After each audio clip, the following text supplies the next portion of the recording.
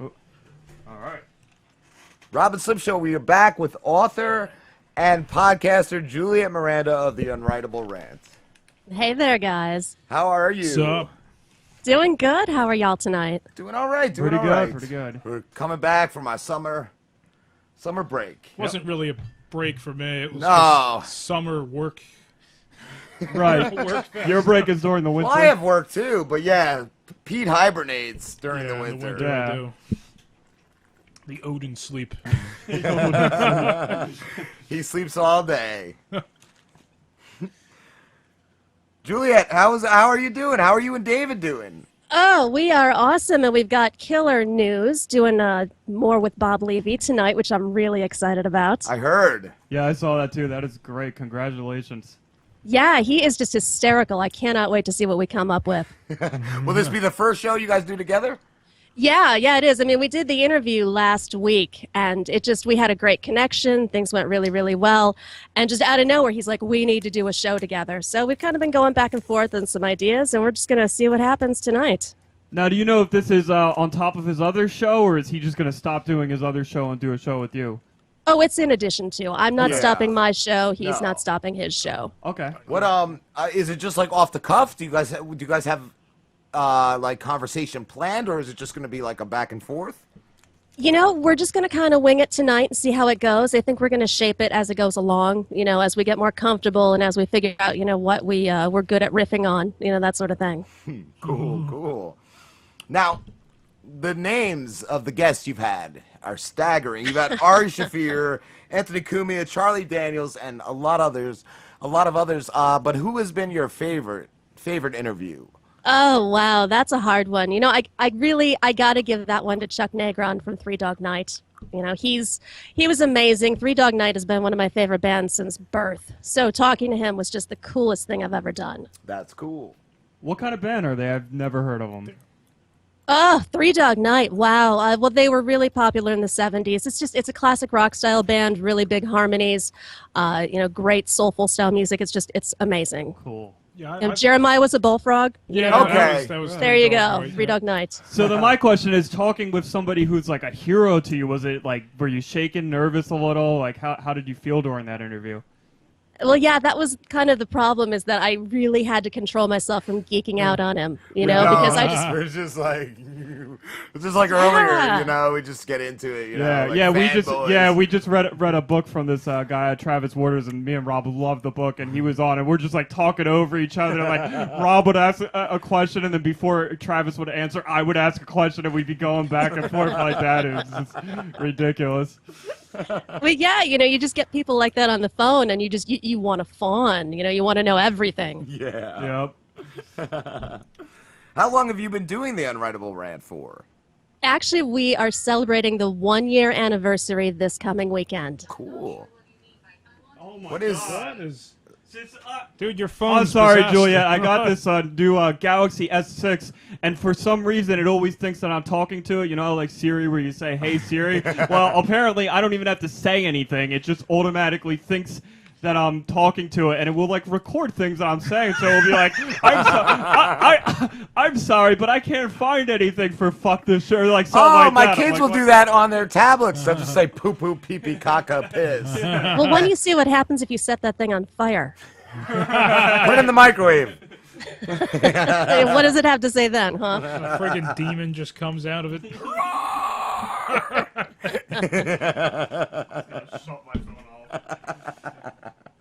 Oh God, Slim derails it all the time. Charming. How long have you been writing for, Juliette? I've been writing since birth. It's just something that's, a part of my life. I've been journaling. I've got a couple of books that I'm working on, so it's just a part of my life. Because even in the podcast, like the way Jules loves it, Slim too. Like, and I've listened. Like the way you go into details about the places you've been and the people and all, it's just really cool. It's really thank you cool. for that. I love it. It's just a different way of telling stories because with the written word, people aren't so keen on reading these days. So if I can say what I've written, all the better. Yeah. What now? What kind of advice would you give to somebody who wants to become good at storytelling?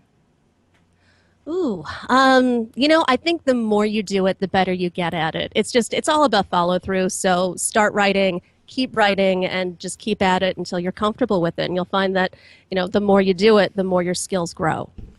Do you always do it, like, throughout a regular day? Or are you always, like, jotting things down and, like, coming up with ideas? Oh, yeah, I am always writing. I've always got a notebook on me. I'm kind of old-fashioned that way. I like taking pen to paper, so I'm always jotting nonsense down. Yeah, I do the same. I always got, like, scrap papers. Just half the time, I end up with the scrap paper, and the words I've written, I don't even remember. They don't even make sense. But But that's the best part, You think, okay, I'm writing something down while I'm drunk. You read it the next day, and you're like, I'm a genius. Or I'll be, like, loading the truck at work, and I'll just be like, oh, yeah, Slambo. He's got to be shitting in a diper and drinking lactose all night. Yeah, he just plots my demise at work, like, my slow death.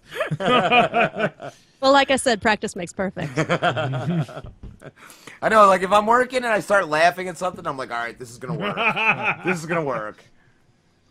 Yeah, whenever I do that, I start writing stuff down. I start giggling to myself, and people think I'm insane. They're like, what is she doing? One of our managers, Roberto, once told me, he's like, you scare me. Like, he's like, you're always laughing and talking to yourself. I'm like, yeah, that's just how I work. It's just how it works. Yeah, I do the same thing. I'll be out sometimes, like, in the backyard, like, having a cigarette, and just realize, like, I'm having a complete conversation with myself, and neighbors are out and shit. Like, I don't even care. I do that while shopping, too. I once had a 5-minute conversation with myself at the cheese counter. I don't even know what I was talking about, but people just kind of avoided me for the rest of my shopping experience. I feel like people don't even realize it nowadays because they probably just think you're talking on, like, a Bluetooth or something. Yeah. Yeah, that's true. That's true. They just think you're being an asshole. One time, I think when they first came out, I heard a guy, like, saying hello, and I'm like, how are you? I'm like, I'm all right. How are you? And then I realized he was on a Bluetooth, and I felt I've really done the stupid. same thing, yeah. I know, and then they give you a dirty look, Yeah. And I have had the urinal experience of a guy on a Bluetooth, and you think Really? he's talking to you. Yeah, that's happened to me like once. How did it end up? Like, happy ending, or? Yeah, absolutely. That's And why, just, like, reached over. especially if you gotta know men's room like etiquette, man. Like, if Don't you talk, walk- no eye contact. Don't talk, no eye No contact. meat gazing. And if the place is like empty, you use the urinal on the Yes. other Slim side. Of doesn't. the He room. uses I the don't- I closest. use He'll the- use the No. same urinal. What I do is the other guy. I use the one when there's 3 urinals. I like to use the one in the middle because I laugh when everybody who comes in has to go into one of the stalls because they won't pee next to me. It's amazing. It's like experiencing a phenomenon. Like, You're a creep, Slim. Wow. Oh shit. What are your books about, Juliette? Are they about, like, your life? Yeah, my very first one, Morning Neurosis, is a memoir. It's about the time I spent in Los Angeles, working in the music industry, dating musicians, and then kind of how I got over that whole traumatic experience. What did you do in the music industry? I did publicity for a bunch of different rock bands. Is that fun, or was it? No. No? No, I don't recommend anybody ever work in the music industry. It's truly brutal and terrifying, particularly if you're a woman. And I was in my early 20s, so it's intense and hardcore. I toured with a bunch of bands, trying to get their road publicity going. And it's a really hard life. You're constantly hustling, and it really wasn't for me. That's what Jules has a story about a radio station she worked for in her 20s. She did collections, and yeah, the guys were just... Yeah, it's brutal. rough. Yeah, just scumbags. and was it like that from the beginning? Oh, yeah, absolutely. I mean, I started interviewing rock bands when I was 16. I was working with a couple different local publications, and, from there I just realized I was pretty good at this whole, publicity thing, so I naturally went into it when I moved out to California, but it was just, it was a nightmare. Now, So, yeah, the book is all about why it sucks. I'm also curious, did it take you a long time that even though you knew from the beginning that it sucked and you didn't like it, did Were it you take hoping you it got better, or Yeah, like why did you stay with it, and did it take you a long time to? You always hope it's going to get better because at least I went in there with illusions. I mean, I grew up in the 80s, so I'm thinking, Sunset Strip, Motley Crue, this is the big time. This is where everybody wants to be. So I felt like I had to pay tribute to this dream that I had, this romantic idea of working in the music industry. And when it really kind of all came crumbling down on me after like 7 different job layoffs, I moved back to Chicago, and that's kind of where I started to, get the realization that there are other ways to accomplish what I love doing that don't involve putting myself in situations where I'm just constantly being tortured. I got a question that is related to the subject. Have you ever seen like any bands that you thought like really deserved to go somewhere, and then they just like that seen another band that you just thought was just terrible? Oh, yeah. I mean, that happens all the time. And especially, even now where it's a little bit more of a level playing field. I just, you really have no way to predict what's going to work. I feel like music's just dead, though. Yeah, like, everything it is. Like Nobody is overly originating. produced. Yeah, nobody writes their own thing. Everything's made, like, no real instruments. Everything's just made in a... auto-tuning and shit. It's because everybody is trying to appeal to everyone, and there's no more somebody who's like, I just want to appeal to a small group of people. No, everybody's afraid to take that route. They want to take this, I want everyone to like this. And it goes that way in every single genre of music. I mean, I'm a huge country music fan, and if you look at, the whole bro scene right now, everybody's trying so hard to sound like Florida Georgia Line that it kind of comes out sounding like Def Leppard beats Katy Perry. You need the guy or gal who just says, I just want that one dude over there to like my stuff, and that's it. That one scumbag in the Superman tank top. One scumbag over there. That guy to like me. Yeah, because at least he really wants it,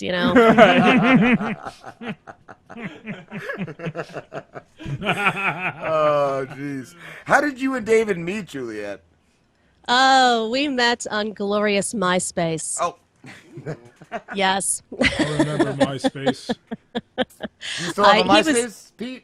No, that's good. That's been gone. Dude, every time you would turn that on, that you would open my like Cool page. New People. Yeah. Is that how you guys met, Juliette? What was that? On the Cool New People. Do you remember that? They used to have that. No, I don't know what that is. They used to suggest like cool new people. I guess kind of like Twitter suggests. Oh, sure, suggested friends. People No, to actually, he follow. was in a band, and the lead singer was, just like friending every single hot girl in the Chicago area. So I wound up going to one of their shows, and we kind of just struck up a friendship. Wow, that's cool. Yeah, my profile was basically just designed to scare people. Like as soon as you'd open it up, you just see like the Matrix thing going It had on. police and paid past the pattern picture. and then you would hear that song by System of a Down, Needles, just so blaring you on made your it to computer. fucking not make push friends? Like you're people. supposed to be socialized. That's how he lives his life. No, I was just antisocial at that point. You're a fucking mess, dude. I love you. That's how he still lives his life, I think. Oh. Oh, jeez. I can't follow that. I have nothing to say. No, after there Pete. is no following that. I just wanted to scare people. I just want to freak people out. I just want to freak everybody. He's like Ozzy. I feel like that's Ozzy's career. Yeah. That's why Ozzy's one of my heroes. I wonder why. What is in store for the Unwritable Rant, Juliette? Oh, gosh, we're just going to kind of keep doing what we're doing. It seems to be, doing well. People like it. And it's given me a great opportunity to, tell more of my crazy drunken stories and, talk to very cool people all the time. So I think we're just going to do more of the same. How long do your interviews go for? They vary. Sometimes, depending on the person, I might have a time constraint in how long I can talk to them. But we try to make sure that we always give people about 30 minutes worth of an interview. Yeah, that's what we do. 25. Yeah, you get the best of the person, and then all their weird, creepy things they can just like keep sucked back in. Yeah, I couldn't do like Rogan does 3 hours with one person. It's like that's. I don't want to talk to anybody for that long. Yeah, right. I am a misanthrope, right? Give me 30 minutes and I'm out.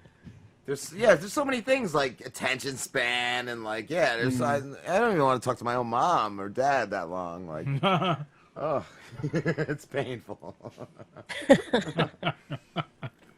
Although there have been guys that we've interviewed where it's like we could just sit here and listen to them for hours. Like. Yeah, my Ari interview, actually, we only produced about 40 minutes worth of it, but that went a good hour and 20 minutes once we got talking about mushrooms. I mean, that guy, he's into mushrooms. Reached out to I him, tweeted right? to him, and he said, I don't got time for that. I was like, thanks for letting me know. I'm like, yeah, Ari, would you do an interview with us? He's like, I don't got time for that. I don't know. I guess we hit him on a good day. It just kind of worked out. Anthony, too, I contacted his people, and they said, well, what's your because I said, would you do an interview on our shitty show? They said, what's your shitty show? I sent them links, and then I never heard back from them. Yeah, with him, we kind of struck gold because he's really into Fast Times at Ridgemont High, Mike Timone. Yes. Yeah, and we sent him that interview, and he was like, oh, this is awesome. Oh. And I was just like, well, what's a girl got to do to get you on the show?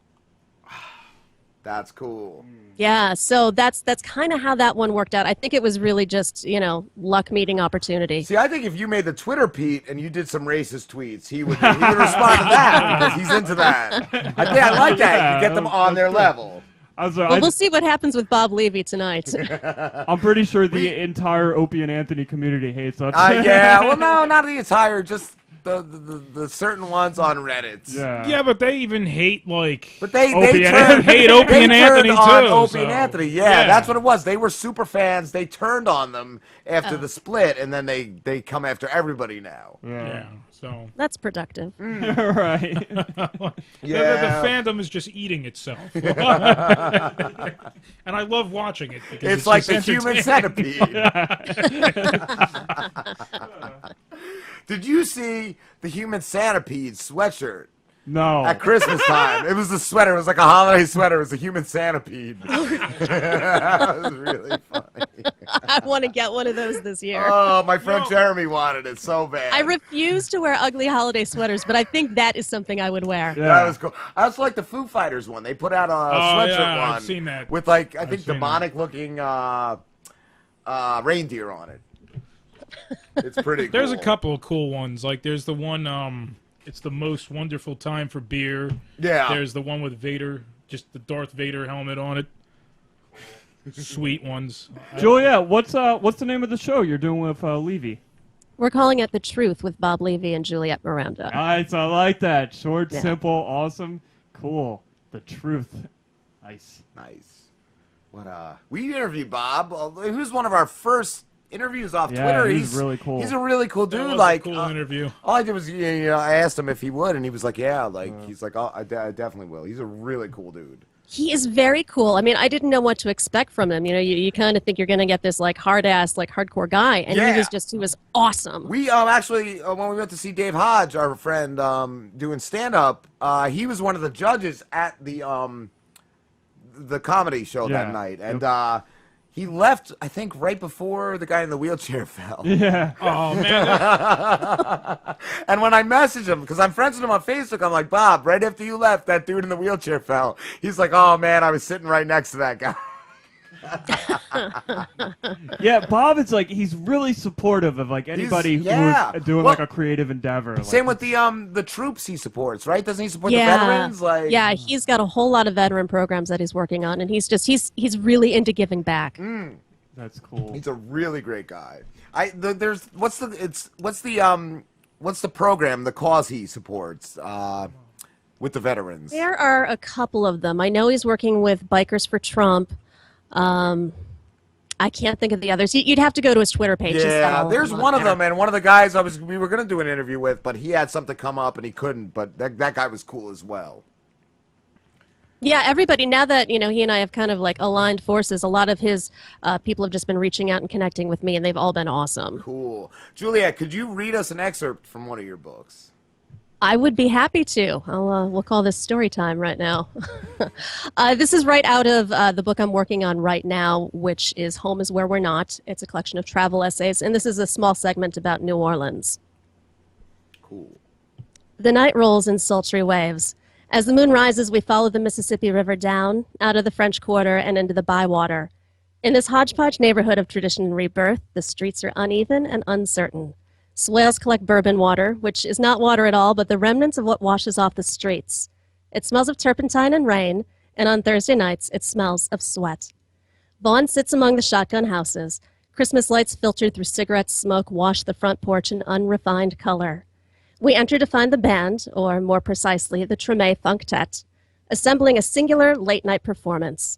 There is no stage, just a creaking wood floor that holds both band and crowd.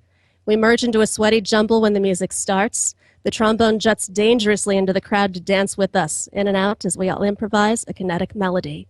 Red beans and rice are dished from a giant pot in a back room. The warm hug of Creole food fuels our night. It extends back into the quarter, where we resume our ceaseless, instinctive journey, enveloped into a city of endless dimension. I should never leave a place like this. Wow. I could literally smell the jambalaya cooking. Yeah. That's the idea. Nice. So yeah, that's Home is Where We're Not. It's in production right now.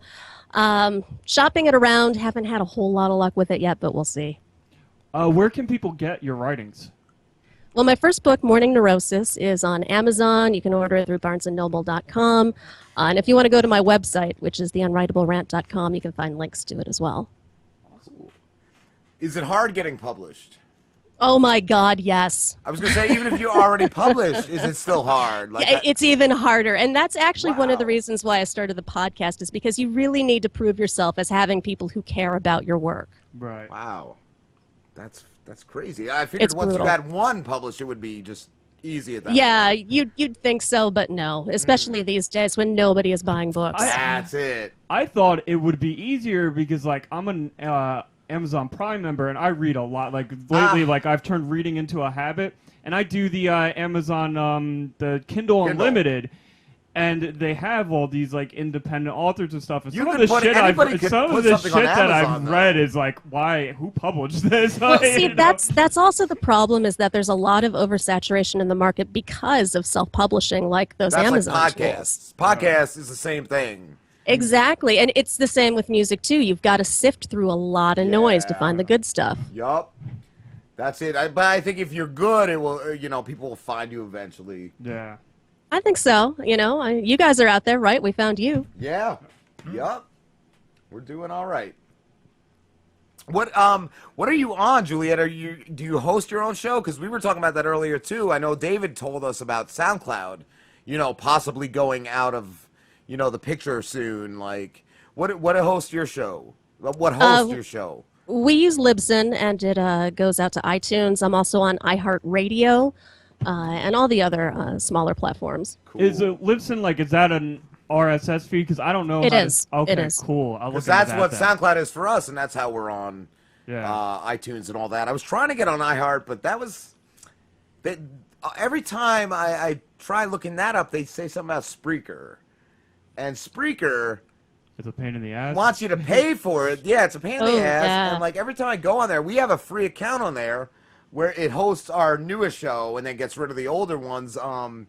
But yeah, I just can't figure it out. It's really hard to figure that out. Yeah, podcasting, I mean, there's a lot that goes into it that we didn't even realize. Yeah. Yes. What's really bugging us today is we just found out because we stream on Ustream, and Yes. we like people to see us.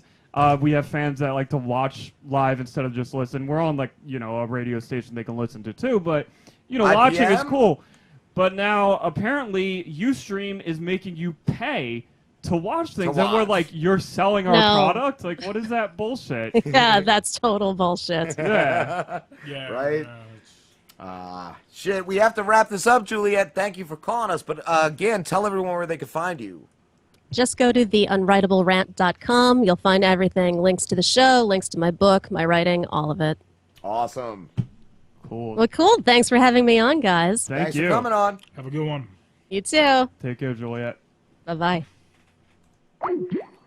Dude, the Cool. cat was about to bite an electrical socket. Oh, you should have let him. Good, That would have yeah. been great radio. Come on. That would have been great radio. That would have been You should top of know the this charts. by now. All right, guys, we're going on break. We will be back with Stephen Manley. Stephen Manley. That is the manliest name ever. I love it. I'll tell you later. All right, guys, we'll be back.